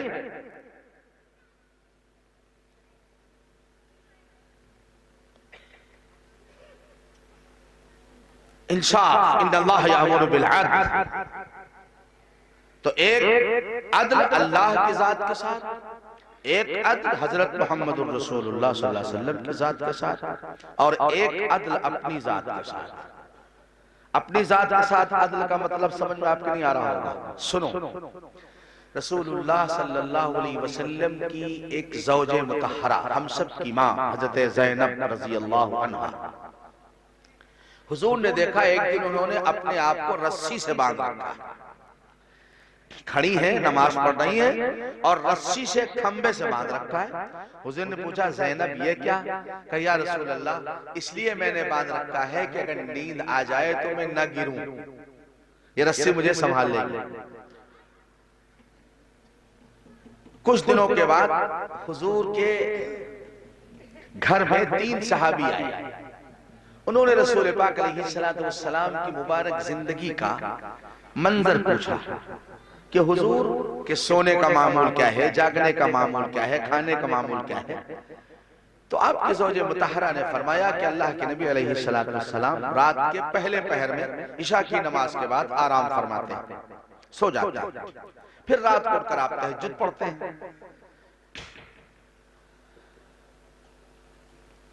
आप रोजा भी रखते हैं और इफ्तार भी करते हैं। तो उन तीनों सहाबा ने यह सोचा कि भाई अल्लाह के नबी का मकाम तो बहुत बुलंद है, हुजूर का एक सजदा हमारे हजारों सजदे उसका बराबरी नहीं कर सकते, इसलिए हमको और ज्यादा इबादत करनी चाहिए। लिहाजा 3 लोगों ने अलग अलग फैसले किए। एक शख्स ने कहा कि मैं हमेशा रोजा रखूंगा, कभी इफ्तार नहीं करूंगा, यह अहद किया। एक शख्स ने कहा मैं हमेशा रात भर जगकर इबादत करूंगा, कभी रात में नहीं सोऊंगा। तीसरे ने कहा मैं कभी अपनी बीवी बच्चों के पास नहीं जाऊंगा, हमेशा मस्जिद में रहकर ही अल्लाह अल्लाह करूंगा। ये 3 लोगों ने 3 अहद किए। जब ये खबर हम सब के आका सल्लल्लाहु अलैहि वसल्लम को पहुंची तो आपने तीनों को बुलाया और बुलाकर फरमाया, मियां तुम हमसे ज्यादा अल्लाह से डरने वाले हो, हमसे ज्यादा इबादत गुजार हो। अना व अर्कुत, मैं सोता भी हूं और अल्लाह की इबादत भी करता हूं। मैं रोजा भी रखता हूं और इफ्तार भी करता हूं। मैं अपनी बीवियों के पास भी जाता हूं और उनसे अलग थलग में रहता हूं। अल्लाह के नबी ने फरमाया, ये तुम्हारा जो तसव्वुर है कि हमेशा न बीवी बच्चों से मिलकर रहोगे, न तुम खाना खाओगे, न रात को सोओगे, फरमाया इस्लाम में रहबानियत नहीं है। इस्लाम में रहबानियत नहीं है। कंघी नहीं करेंगे, बड़ी बड़ी लटे वालों में बन जाएंगी तो बहुत पहुंचे हुए बाबा बन जाएंगे। जूता नहीं पहनेंगे, चप्पल नहीं पहनेंगे, नंगे पैर चलेंगे, सिला हुआ कपड़ा नहीं पहनेंगे, कभी शादी ब्याह नहीं करेंगे। अल्लाह के नबी ने फरमाया, मन आरदा क्या है, अन्निकाह मिन सुन्नती फमन आरदा मिन सुन्नती फलैसा मिन्नी। जो मेरी सुन्नत से, मेरे तरीके से एराज करेगा, हटकर अमल करेगा, वो सब कुछ हो सकता है लेकिन मोहम्मदी नहीं हो सकता। फरमाया, इन्ना लिनफ्सिका अलैका हक्कन वलिज़ौजतिका अलैका हक्कन वलिअयनिका अलैका हक्कन वलिनफ्सिका अलैका हक्कन। फरमाया वाति कुल्ली ज़ी हक़्क़िन हक़्क़ा। सरकार ने फरमाया मैं तुम्हारी आंख का भी हक है, हमेशा जागते रहोगे तो बीमार हो जाएगी। ये तुमसे कहेगी नहीं कि मुझे सोने का दिल चाहता है, इसका हक है थोड़ी देर के लिए इसको बंद किया जाए, इसको आराम मिले। तुम्हारे नफ्स का हक है। वो नफ्स का हक क्या है? इंसान शौहर अपनी बीवी से, बीवी अपने शौहर से मुलाकात करे, ये उसका हक है। समझे नहीं? तुम्हारे पेट का भी हक है, इसको भरना चाहिए, हलाल ग़िज़ा से, हलाल रोज़ को भरना, ये इसका हक है। आका ने फरमाया, वआति कुल्ली ज़ी हक़्क़िन हक़्क़ा, हर हक वाला अपने हक को अदा कर दे, हक वाले को उसका हक पहुंचा दे। हजरत उमर फारूक रज़ियल्लाहु ताला अन्हु की खिदमत में एक शख्स, एक औरत आई। सुनो, बाज लोगों को जुनून होता है, समझे? कहने लगा, अमीरुल मोमिनीन मेरा शौहर बड़ा नेक है। कहा क्या करता है? कहा हजरत दिन भर रोजा रखता है, रात भर अल्लाह की इबादत करता है। हज़रत उमर फरमाया, अल्लाह की बंदी, अल्लाह का शुक्र अदा कर, इतना अच्छा नेक शौहर तुझे मिला है। ये कह करके वो चली, दरवाजे से बाहर निकली। वहां पर हजरत अली कर्रमल्लाहु वजहहु, मेरे नबी के दामाद हजरत हसन हुसैन के वालिदे मोहतरम तशरीफ फरमा थे। हजरत अली को अल्लाह ने बड़ी समझ दी। आपने फरमाया, अमीरुल मोमिनीन, ये औरत अपने शौहर की तारीफ करने आपके पास नहीं आई थी। कहे तो तारीफ कर रही थी। कहा हाँ, शिकायत बशक्ल तारीफ, शिकायत बशक्ल तारीफ। ये अपने शौहर की शिकायत करने आई थी। कहा अरे शिकायत, ये तो तारीफ कर रही थी, दिन भर रोजा रखता है, रात भर इबादत करता है। हज़रत अली ने फरमाया, शिकायत करने आई थी जो दिन भर रोजा रखेगा, रात भर इबादत करेगा, अपनी बीवी को साल 2 साल हाथ नहीं लगाएगा, उसका हक अदा नहीं करेगा, ये शिकायत करने आई थी। हजरत तारीफ करने क्या जरूरत थी इसको? ये जमाना आज का थोड़ी था कि नमाज पढ़ी तो अखबार में छप जाए, ये जमाना नहीं था। ये तारीफ नहीं, शिकायत करने आई। हजरत उमर फारूक रज़ियल्लाहु ताला अन्हु को इस्तेहज़ार हुआ। फरमाया, बुलाओ बुलाओ बुलाओ उसको, बहन को बुलाओ जल्दी से। बुलाया गया। फरमाया, बहन मैं तुम्हारी बात समझ नहीं सका, अल्लाह अच्छा रखे अली को। ऐसे ही मौके पर हजरत उमर ने फरमाया था कि लौला अलीयुन लहलका उमर, अगर अली न होते तो उमर हलाक हो जाता, उमर हलाक हो जाता। हजरत अली रज़ियल्लाहु ताला अन्हु कि इस मुतवज्जे करने पर हजरत उमर ने उसके शौहर को बुलाया और बिठाया, कहा मियां क्या मामूल है जिंदगी का? तो उसने जरा थोड़ा सा फख्र के साथ कहा, हजरत दिन भर रोजा रखता हूँ, हमेशा, रमजान की बात नहीं हो रही है, हमेशा 12 महीने दिन भर रोजा रखता हूँ, रात भर अल्लाह की इबादत करता हूँ। फरमाया कोड़ा देखा? तो मैंने बोला कोड़ा देखा, चेहरा बिगाड़ दूंगा। एक दिन रोजा रखो, एक दिन बगैर रोजे के रहो। ये फार्मूला रमजान में नहीं चलेगा मियां। ये रमजान के अलग की बात कर रहा हूं कि रमजान में तुम लागू कर लोगे, एक दिन मोड़ा, एक दिन रोजा, एक दिन छोड़ो। हाँ, रमजान का अलग फार्मूला है, ये अलग फार्मूला है। ये 11 महीने का फार्मूला।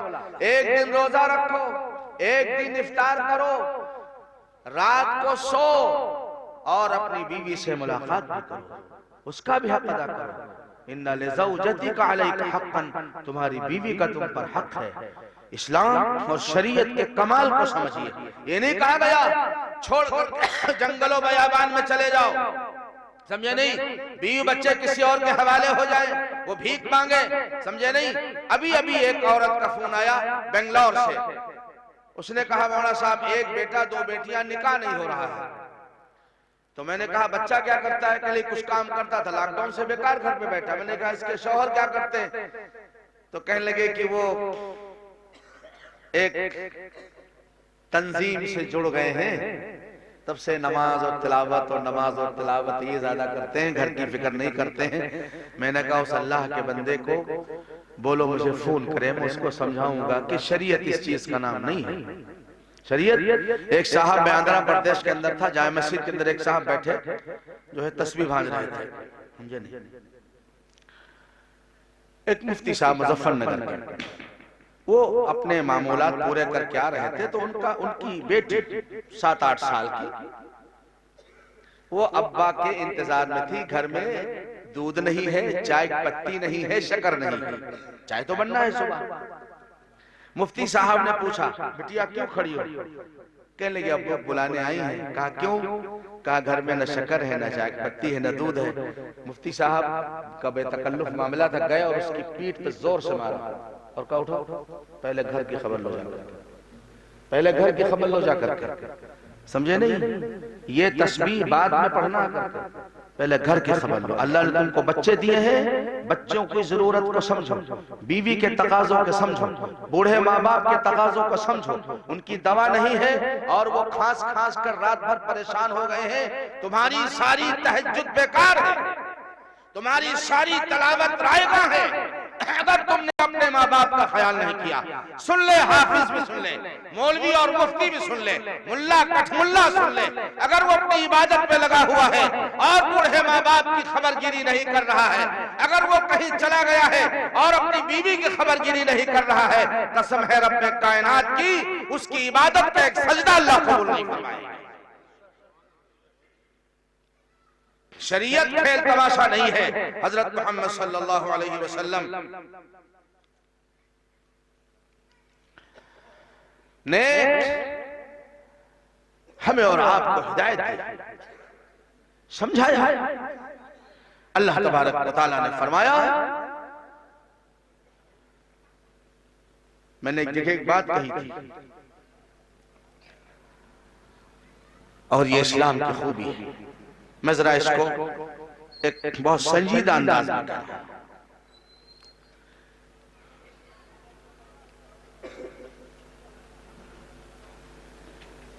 इबादत जंगल में कुटिया बना कर रह लेना, ये जिम्मेदारियों से फरार है, जिम्मेदारियों से फरार है। हज़रत शेख अब्दुल कादिर जिलानी रहमतुल्लाह अलैह के 12 बेटे थे। कितने थे भाई? उमर बिन अब्दुल अजीज के 12 बेटे थे। हजरत अली रजी अल्लाह ताला अन्हु के 15 बेटे और 17 बेटियां थीं। कितने थे भाई? तो हजरत अली वली थे माज़अल्लाह या दुनियादार थे? वली थे ना? वली नहीं, वलियों के सरताज थे, वलियों के सरदार थे। हजरत अली ने बता दिया बीवी का हक अदा करना। सुनो एक वाकया याद आ गया, हजरत सैयदा फातिमा रजी अल्लाह अन्हा, इसी वाकया बात खत्म कर दूंगा। सैयदा फातिमा रजी अल्लाह अन्हा की तबीयत खराब हुई, बुखार आ गया तेज। जब बुखार तेज आता है तो मुंह का मजा थोड़ा कड़वा हो जाता है। आप शक्कर भी डालो तो मालूम होता मैंने रेत मुंह में डाल ली। वो गर्म पानी है, दे दीजिए। एक बार दुरूद शरीफ पढ़ लें, अल्लाहुम्मा सल्ली अला सय्यिदिना मुहम्मद व आलिहि वसल्लम।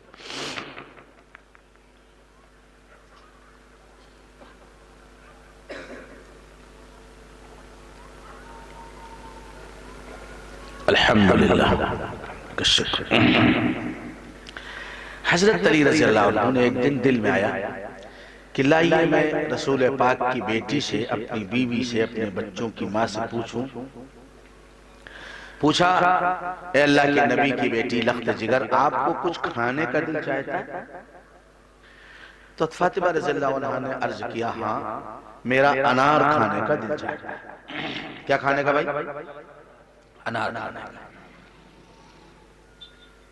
हज़रत अली रज़ी अल्लाह ताला अन्हु की जेब में इतने पैसे नहीं थे कि मदीने मुनव्वरा की मार्केट से अनार खरीद लें। आप गए, 2-3 घंटे मजदूरी के यहूदी के बाग में फावड़ा चलाया। जब इतने पैसे मजदूरी के हो गए, आपको यकीन हो गया कि मैं एक अनार खरीद सकता हूं, तो आप आए। रास्ते में आपने एक अनार खरीदा और उसको आपने जेब में रख लिया। आप दिल में खुश थे कि अल्लाह के नबी की बेटी ने कभी मुझसे कोई फरमाइश नहीं की। गौर करना इस बात पर, ये बात मैं बहुत वाज़ेह अंदाज में कहना, अल्लाह की नबी की बेटी ने पूरी जिंदगी मुझसे कभी कोई फरमाइश नहीं की। मेरी माँ और बहनें सुने इसको, अल्लाह की नबी की बेटी ने पूरी जिंदगी अपने शौहर से कोई फरमाइश नहीं की कि मुझे ये ला कर दे दो, मुझे ये ला कर दे दो, चूड़ी ऐसी होनी चाहिए, ईद में चप्पल ऐसे होने चाहिए, जिस कलर की मेहंदी उसी कलर के चप्पल, उसी कलर की चूड़ियां और उसी कलर के मोजे। ये बेचारा आखिर अशरा जो इबादत करने का है, ये बेचारा जो है कलर मिलाने ही के अंदर खत्म कर देता है, कलर मिलाने में खत्म कर देता है। हजरत अली रज़ी अल्लाह ताला अन्हु दिल में खुश थे। रास्ते से गुजर रहे थे, सुनो अल्लाह तुम सबको भी मेहमान नवाज बना दे। मेहमान नवाजी का ताल्लुक मालदारी से नहीं है, याद रखना। मालदार जिम्मेदार तो बखील होता है, कोई होगा भाई नाराज मत होना। गरीब आदमी ज्यादा मेहमान नवाजी करता है, उसमें खूबी मालूम क्या होती है। इसलिए मैं कहा करता हूं अपने शागिर्दों से कि गरीब आदमी की दावत ज्यादा कबूल किया करो। गरीब आदमी तुमको खिला करके ये सोचेगा कि मौलाना साहब ने मेरे घर आकर मेरा खाना खाकर मुझ पर एहसान किया। मालदार आदमी खाना खिलाकर ये सोचेगा हमने मौलाना साहब पर एहसान किया। ये मिजाज और तसव्वुरात का फर्क होगा। हमेशा गरीब की दावत कबूल किया कीजिए। एक गरीब आदमी रोड के किनारे बैठा हुआ, हजरत अली गुजर रहे हैं, अपने घर तशरीफ ला रहे हैं, लंबी लंबी सांसें ले रहा, शदीद बुखार। हजरत अली रज़ी अल्लाह ताला ने मुझसे पूछा कि भाई क्या बात है, तबीयत खराब है? कहा हजरत फला गांव से आया था, एक जरूरत से बुखार आ गया है, इंतजार में हूं, बुखार कुछ कम हो जाए तो मैं अपने गांव चला जाऊंगा। इन हजरात की घुट्टी में बात पड़ी हुई थी कि ये जरूरतमंद की जरूरत अगर पूरी कर सकते हैं तो उसकी जरूरत पूरी किए बगैर आगे कदम नहीं बढ़ाते थे। हजरत अली ने उससे पूछा, लाओ भाई से पूछ ले, अगर उसको खाने का दिल चाहता है तो कुछ रोटी का टुकड़ा घर से लाके दे देंगे, खजूरें लाके दे देंगे, पानी लाके दे देंगे, कुछ इसका भला हो जाएगा। हजरत अली ने पूछा, भाई तेरा कुछ खाने का दिल चाहता है? उसने कहा जी हाँ, खाने का तो दिल चाहता है। कहा क्या खाएगा? कहने लगा अनार खाऊंगा। क्या कहा भाई? अनार खाऊंगा। हजरत अली के पास एक ही अनार था और पैसे भी नहीं थे कि ये अनार अगर इसको देते हैं तो बीवी का हक मारा जाता है। बीवी ने आज पहली मर्तबा सिफारिश की है, पहली मर्तबा किसी ख्वाहिश का इजहार किया है, फरमाइश की है। बीवी को नहीं खिलाते हैं तो बीवी का हक मारा जाता है। अगर इस मेहमान को नहीं देते हैं तो मेहमान नवाजी का हक अदा नहीं होता है। और अल्लाह ताला इनकी घुट्टियों में रखा था मेहमान नवाजी। हजरत अली रजी अल्लाह ताला अन्हु को फैसला करने में देर नहीं लगी। सुनो दोस्तों, आपने जेब से अनार निकाला ये सोचकर बीवी तो हमारे घर में रहेगी, आज नहीं तो कल फिर मैं मेहनत मजदूरी करके उसको अनार खिला सकता हूं, लेकिन ये गरीब अजनबी मुसाफिर मेहमान अगर यहां से चला गया तो ये मेरे फिर करीब नहीं मिलेगा, हमसे मुलाकात नहीं होगी, मैं इसका हक अदा नहीं कर पाऊंगा। लिहाजा आपने वो अनार निकाला और हजरत अली ने वो अनार उस अजनबी मुसाफिर मरीज को दे दिया। हजरत अली खाली हाथ घर तशरीफ ला रहे हैं। अब दिल में शर्मिंदा और जरा नदामत है कि मेरी बीवी हजरत फातिमा जो रसूल पाक की लफ्ज़ जिगर है, बेटी हैं, अगर वो मुझे खाली हाथ देखेंगे तो हो सकता है मुझे कुछ लानत मलामत करें हैं? इस इजहार नदामत के साथ आप घर के अंदर तशरीफ लाए और हजरत फातिमा को देखा कि बैठी हुई है। हज़रत फातिमा रज़ी अल्लाह अन्हा हजरत अली को देखकर खड़ी हो गई। ये अदब था, ये अदब था। लाजिम और जरूरी नहीं है कि शौहर के आने पर बीवी खड़ी हो जाए, लेकिन अदब है। क्या है? अदब है। माँ के आने पर बेटा खड़ा हो जाए, बाप के आने पर बेटा खड़ा हो जाए, शौहर के आने पर बीवी खड़ी हो जाए। जिस नबी ने ये फरमाया हो, एक औरत ने पूछा, या रसूल अल्लाह, मेरे शौहर हक का हक कैसे अदा होगा? आपने फरमाया, उसके पूरे जिस्म के अंदर फोड़े, फफोले और जख्म पड़ जाएं और जख्मों से पीप और लहू बहने लगे, तू अपनी जबान से चाट चाट करके उसके जख्मों को साफ कर दे, तो भी तेरे शौहर का हक अदा नहीं होगा।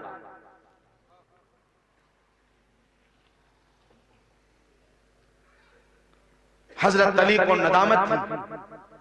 हज़रत फातिमा रज़ी अल्लाह अन्हा के सामने इजहार किया, ए रसूल पाक की बेटी, मैंने सेब आपके लिए खरीदा था मजदूरी करके, लेकिन आप तक पहुंचने से पहले रास्ते में एक अजनबी मुसाफिर मिल गया। उसने अनार खाने की ख्वाहिश का इजहार किया और वो अनार मैंने उसको दे दिया। मैं इंशाअल्लाह कल मजदूरी करके आपकी ख्वाहिश और आपकी फरमाइश को पूरा कर दूंगा। मुझे इस बात पे नदामत है, शर्मिंदगी है कि मैं आपकी ख्वाहिश पूरी नहीं कर सका।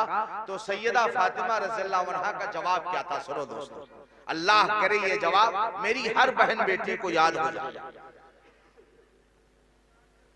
हज़रत फातिमा ने जवाब दिया, ए मेरे बच्चों के वालिदे मोहतरम, ए रसूल पाक के दामाद, किसी नदामत के इजहार की जरूरत नहीं है, किसी माफी के मांगने की जरूरत नहीं है। आपने जिस वक्त वो अनार का दाना और वो अनार का फल उस अजनबी मुसाफिर को खिलाया, मुझे यूं महसूस हुआ जैसे अल्लाह ने सैकड़ों अनार जन्नत के मुझे खिला दिए।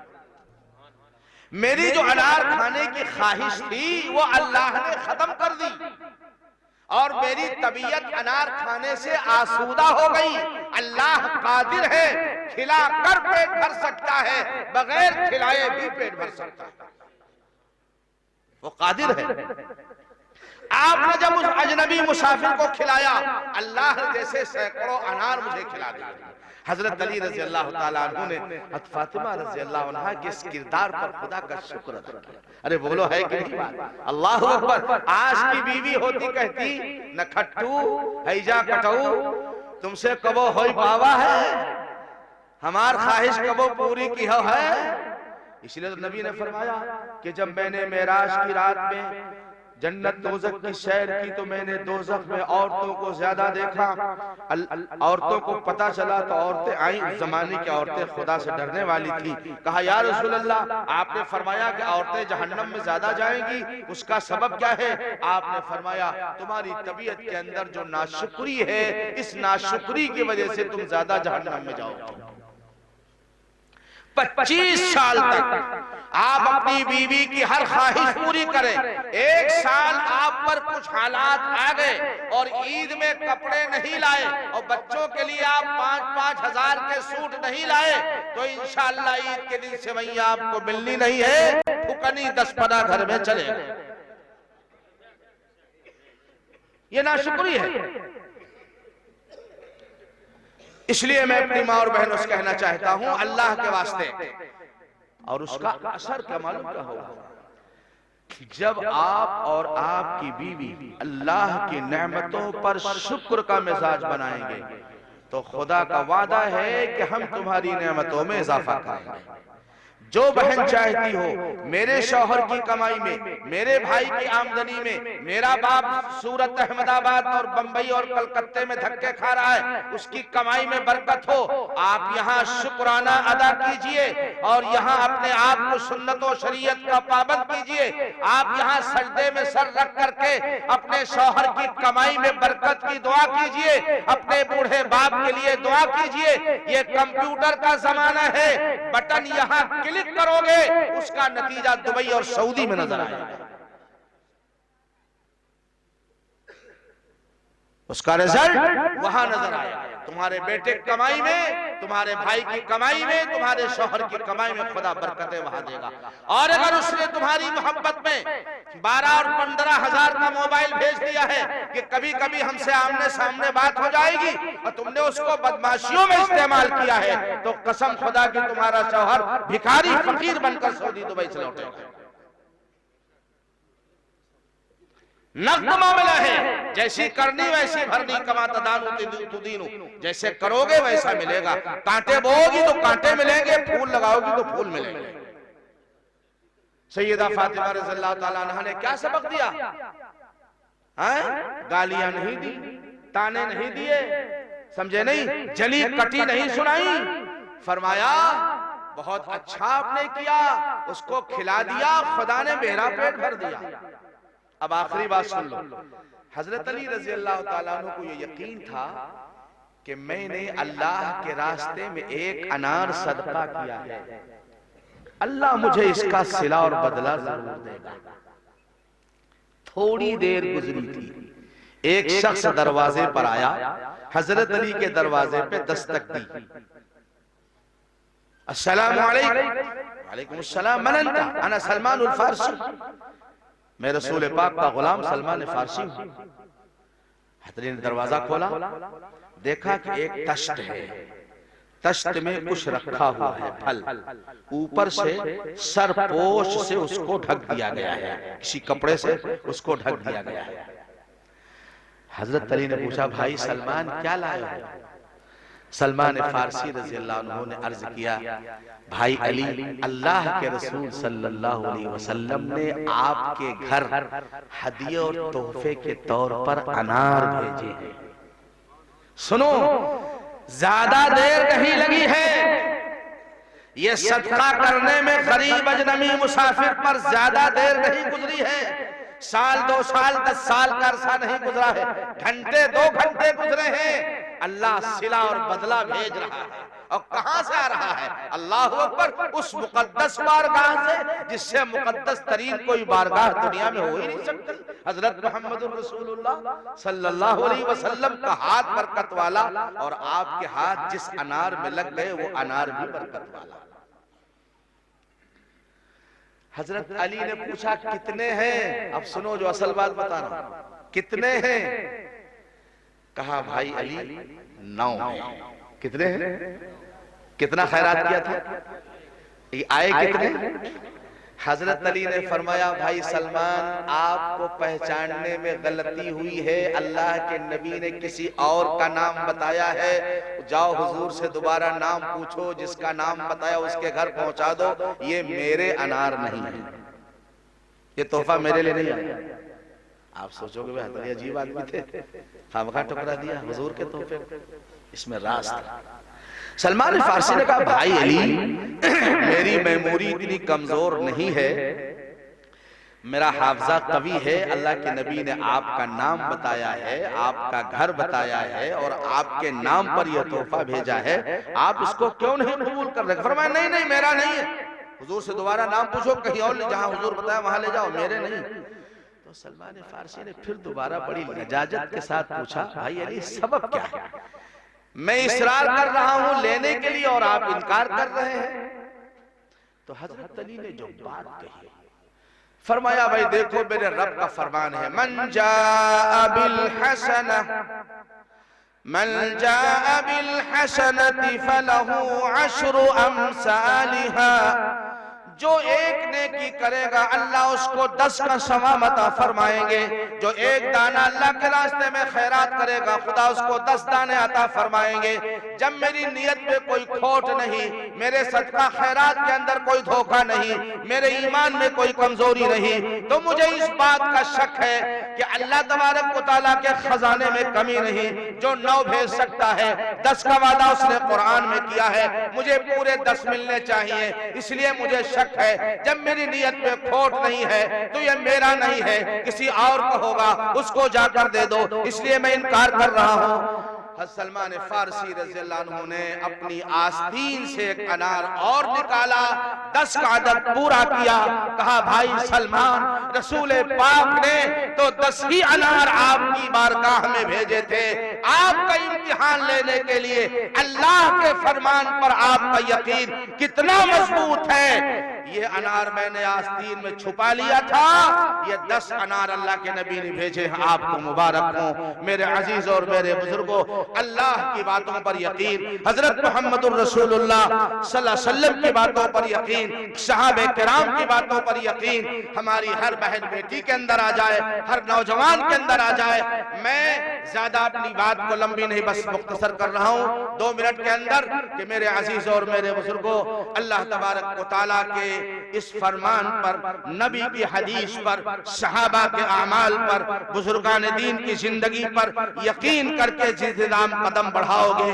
लोग कहा करते थे कि मिट्टी को हाथ लगाता था तो सोना बन जाता था। मौलाना आज ये हाल है, सोने को हाथ लगाता हो तो मिट्टी बन जाती है। अपने किरदार पे नजर कर, अपने अखलाक पे नजर कर। तेरी गीबत, तेरी चोरी, तेरी डंडी मारना, तेरे झूठ, तेरे फराड, तेरी धोखेबाजी ने तेरे हाथ के असर को खत्म कर दिया है, तेरी जबान के असर को खत्म कर दिया है। आज खड़ा हो जा, अल्लाह का नाम लेकर, भूखा मर जाऊंगा, झूठ नहीं बोलूंगा, दूध में पानी नहीं मिलाऊंगा, कड़वे तेल में पामाल नहीं मिलाऊंगा, मजदूरी के अंदर खयानत नहीं करूंगा, और अगर कोई मेरे घर में मजदूरी करने आएगा उसका एक एक पैसा अमानत समझकर अदा करूंगा। एक पैसा आज दबा लूंगा, अल्लाह कल 1 लाख हमारे जाए। इसलिए मेरे भाइयों, मेरे बुजुर्गों और दोस्तों, बाकी उस आयत का मफहूम बहुत बाकी है। मैंने जो हदीस पढ़ी थी वो सारी की सारी बाकी है। बस जो बातें मैंने बेतरतीब अर्ज की, अल्लाह जो कहलाना चाहता है वही बंदे की जबान से निकलता है। सोचकर कुछ आता है, जबान से कुछ निकलता है। ये चंद बातें थी जो मैंने आपके सामने अर्ज कर दी। एक आखिरी बात अर्ज करूंगा, मस्जिदों को आबाद करने की फिक्र करें, कुरान पाक की तिलावत करें, रोजाना सुबह कम से कम सूरह यासीन शरीफ की तिलावत फजर की नमाज के बाद करके, मजदूरी के लिए जा रहे हैं तो सूरह यासीन शरीफ पढ़ करके जाइए, नमाज पढ़ कर जाइए। ईमान का झंडा आपके हाथ के अंदर होगा, आप जिधर जाएंगे आपके साथ ईमान होगा। नमाज छोड़ कर जाएंगे, सोकर उठ करके ऐसे चले जाएंगे, नमाज कज़ा भी नहीं करेंगे तो शैतान का झंडा आपके हाथ के अंदर होगा। शैतान जहां रहेगा बेबरकती आएगी, नहूसत आएगी। आप ये शिकवा शिकायत करते रह जाओगे, मौलाना कमाते बहुत हैं लेकिन नजर नहीं आता है, ये शिकायत मौत तक बाकी रह जाएगी। ईमान का झंडा साथ लेकर चलिए, कुरान को सीने से लगाइए, समझे नहीं, और अपने बच्चों को कुरान से मंसूब कीजिए, कुरान से उसकी निस्बत पैदा हो जाए। फिर आप उनको इंशाअल्लाह जब वो कुरान पढ़ लें, उर्दू पढ़ लें, हिंदी पढ़ लें, हिसाब सीख लें, अल्लाह उसके रसूल के हुकूक को जान लें, माँ बाप के हक क्या है, बीवी का हक क्या है, शौहर का हक क्या है, और पड़ोसी का हक क्या है, आलिम का हक क्या है, मामूली इंसान का हक क्या है, वो जान लेंगे। फिर आप उनको कॉलेज भेजिए, यूनिवर्सिटी भेजिए, IAS PCS बनाइए। एक और गुजारिश करूंगा आप हजरात से, मैं मस्जिद तक गया नमाज पढ़ने के लिए, मुझे ये नजर आया कि इस गांव के अंदर अभी गरीबी है, और उसकी वजह शायद ये है आप लोग अभी अपने वतन को छोड़ तोड़ने के आदी नहीं हुए हैं। अपने वतन को छोड़िए, बाहर निकलिए, कमाइए, सऊदी, दुबई, दोहा, कतर जाइए, सूरत, अहमदाबाद जाइए, मुंबई, कलकत्ता जाइए, कमाने की कोशिश कीजिए। और इसलिए से कमाने की कोशिश कीजिए कि मैं इंशाअल्लाह कमा कर आऊंगा, अपनी बूढ़ी माँ का इलाज कराऊंगा, अपनी बहन का निकाह करूंगा, अपनी बेटी का सुन्नत के मुताबिक निकाह करूंगा, ताकि मेरा कोई मोहताज, मैं किसी का मोहताज न रह जाऊं। आप इसलिए से बाहर निकलिए, इंशाअल्लाह आपके घर भी खूबसूरत खुदा बनवा देगा, मस्जिदें भी खूबसूरत हो जाएंगी, ये मदरसा भी खूबसूरत हो जाएगा। और फिर इन बच्चों के कलाम इलाही तिलावत की बरकत से अल्लाह ताला आपके गांव के अंदर खुशबुएं, उसे अल्लाह ताला पूरे गांव को मुअत्तर कर देगा, समझे नहीं, गुलो गुलजार बना देगा। ये मेरी दिली तमन्ना है। मैं जहां जाता हूं मुझे ये ख्वाहिश रहती है कि इस गांव के कलमे वाले नबी के गुलाम एक अच्छी जिंदगी गुजार रहे हों और अल्लाह ताला उनको दुनिया भी दे रखी हो और दीन भी दे रखा हो। आप दुनिया के अंदर भी तरक्की करने की फिक्र करें, लेकिन याद रखना, टेलीविजन के पर्दों पर मटकने से, बारातों में डीजे के सामने हिजड़ों भड़ों की तरीके से मटकने से न दुनिया की तरक्की आएगी न आपकी आखिरत बनेगी। अपने आप को संजीदा बनाइए, अपनी दुनिया के बारे में फिक्रमंद होइए, मस्जिदों की आबादी के बारे में फिक्र कीजिए, मदरसों की आबादी के बारे में फिक्र कीजिए, किसी बहन का हक न मारा जाए, किसी बहन बेटे की इज्जत न लूटी जाए, इसके बारे में आप गयूर बन जाइए, गैरतमंद बन जाइए। इंशाअल्लाह खुदा आपकी मदद फरमाएगा। रब्बे कायनात हमारे कहने से ज्यादा, आपके सुनने से ज्यादा अमल की तौफीक नसीब फरमाए। आमीन व आखिरु दावाना अनिल हम्दुलिल्लाहि रब्बिल आलमीन।